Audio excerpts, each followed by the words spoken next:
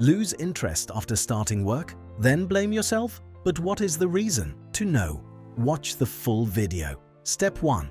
Temporary motivation. Before starting new work, everyone has excitement, which helps us work fast. But remember, excitement decreases with time. To understand this point, you need to know the story of carpenter Marcus. Marcus is a young man. He starts all new work with a lot of excitement, but he can never finish that work. He has a wood shop where he left many wooden chairs, tables, and cabinets half-made. If he saw any new wood, he thought, "This time I will make another royal chair, whose work I will finish fast." But after working 4 to 5 days, a new cabinet design came to his head. He forgot the work of the previous chair. He started the work of a new cabinet, again leaves it after doing half work. Then Marcus gets frustrated. So one day he goes to the village's experienced craftsman Samuel. Samuel hears everything from Marcus, but he says nothing. Just take a piece of wood, start cutting the piece with a knife. After a while, Samuel shows the wood piece to Marcus. He says, "A spoon is hidden inside this wood piece. My job is to cut away the remaining parts except the spoon. But now, if I throw away wood up to the handle of the spoon, then if I stop working for annoyance, then will this be a spoon? No. Rather, it will become a ruined wood and gather in trash." Then Samuel explains the truth of life to Marcus. Every work has 3 parts. The first part, which is always joyful for us. Third part, which gives us satisfaction. But the second part is called wilderness period. This is a very boring part. When we start a new business, project, or study, then the first part gives us motivation. After a few days, it goes away. We enter the second part, then most people get bored. Then we say, nothing will happen to us. Later we gave up. Start new work. That is why many unfinished works remain in our life. And here is the mystery. Warren Buffett, who is the world's successful investor, he looks for 3 qualities among people in business: honesty, energy, and intelligence. According to him, honesty is being able to say no to attractive things to stay honest to your own work. Suppose you decided you will study for 2 hours every night, but suddenly your friend came and said, "Let's go watch a new movie," which is very attractive. But if you want to stay honest to your own work, then you will say no to this offer. Because when we are doing the main work, then that second part keeps going. At that time, our mind wants to do new work. If we say yes to new work, then our work gets ruined for others. Exactly for this reason, people stop work in the middle. Harvard Business Review's research reveals those who do not do small work with focus, just wait for big work, they quickly lose the consistency of work. Work remains incomplete due to lack of discipline and inability to accept boredom in the middle of the process. When we start difficult work, the amygdala part of the brain senses fear, spreads stress hormones in the body. As a result, the mind, meaning prefrontal cortex, reduces working. To leave from this stress, our body stops. We avoid the difficult work for peace. Focus on easy work, which will give us joy. This is called procrastination, meaning the speed of work slowing down. Step 2. Willpower. We keep a lot of hope before fulfilling any dream, but suddenly something happens. Disinterest toward work comes. To know its mystery, you have to know about a psychology test, which is called Marshmallow Test. Many years ago, a psychologist took a test on some 3-year-old kids. The test is very simple, but if you see the result, you will be scared. Each kid was kept in an empty room.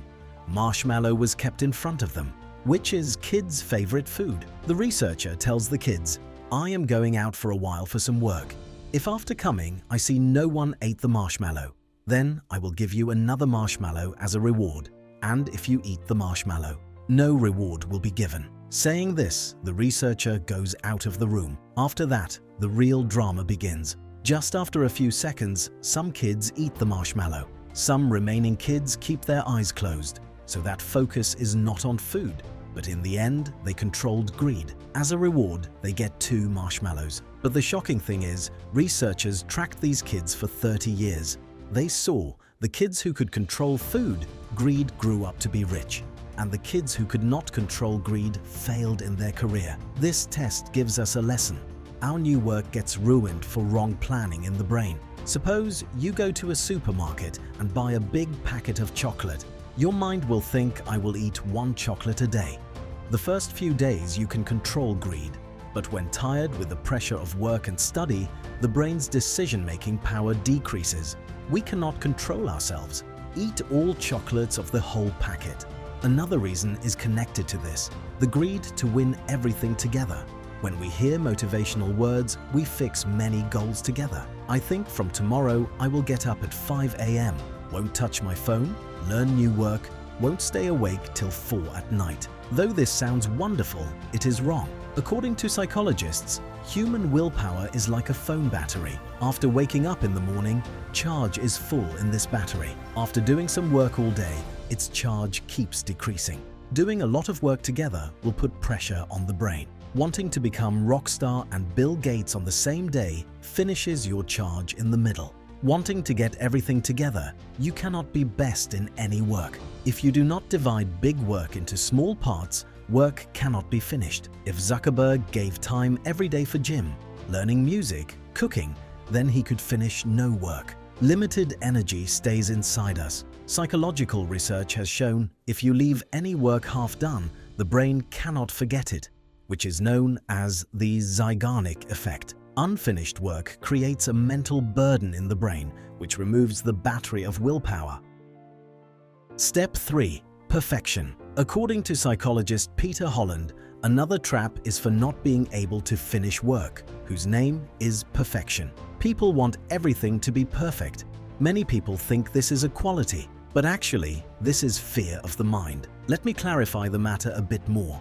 Give a little attention. After we start work, when we reach difficult places, the ego inside the mind starts getting scared. It keeps thinking, what if after I finish work, people do not like this? What if people think of me as a failure? To leave from this fear, the brain sets up an excuse. It tells us, I do not have enough information, so this work will not be perfect. We convince ourselves we are not lazy, taking time to make the work perfect. For this, Peter Holland clearly said, this is a deception.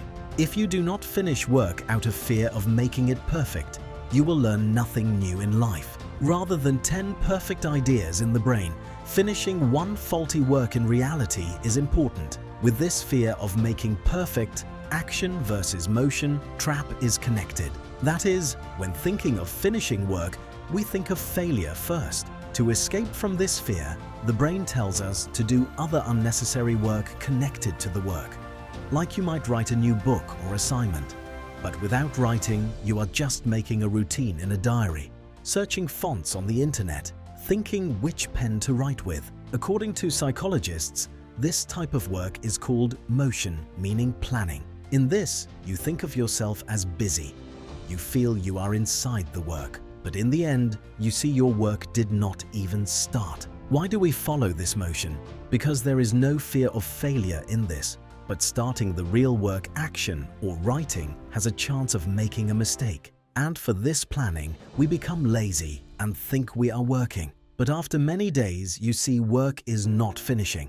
At that moment, mental stress increases and we lose interest in work. The obstacle before starting work is wasting time while arranging the work list. In computer language, this is called quadratic time algorithm.